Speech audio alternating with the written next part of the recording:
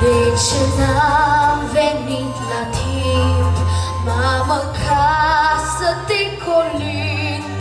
De ce oare, tată bun, n-am venit cu Moș Crăciun?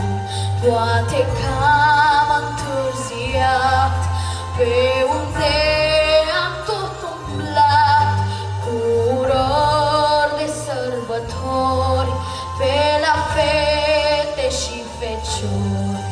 Lerui ler și iarăși ler, vin iertare să vă cer.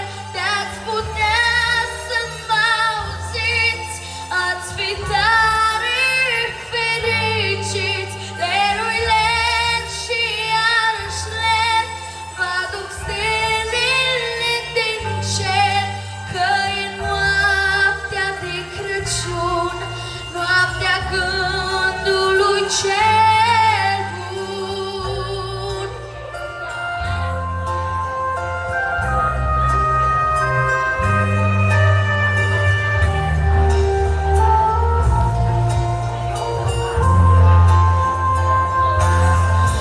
Mamă dragă, am sosit lângă bradul împodobit. Anul acesta nu-s cu tine, chiar de te simt lângă mine. Ca și în alți ani de Crăciun, sosesc îngerii în ajun, să-mi atingă cu un fulg lacrimile care-mi curg. Lerui ler și iarăși ler, vin iertare să vă cer. De-ați putea să mă auziți, ați fi tare fericiți.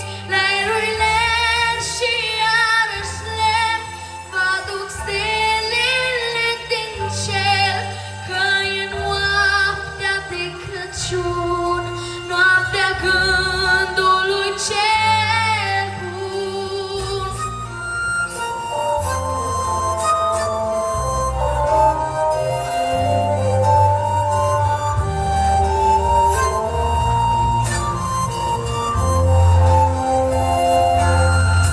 Ca să umblu la urat, de copil mai învățat și cu sufletul cinstit, niciodată n-am lipsit. Ca și atunci colind și azi, printre crengile de braț, și voi colinda mereu, mamă, doar de dragul tău.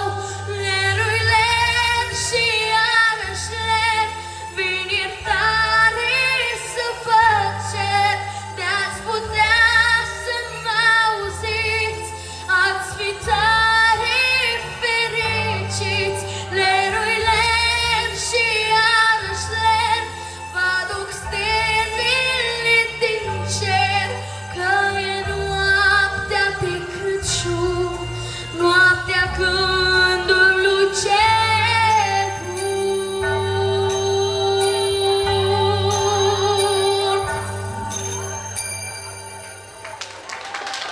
Și cu ocazia acesta vă urez sărbători fericite.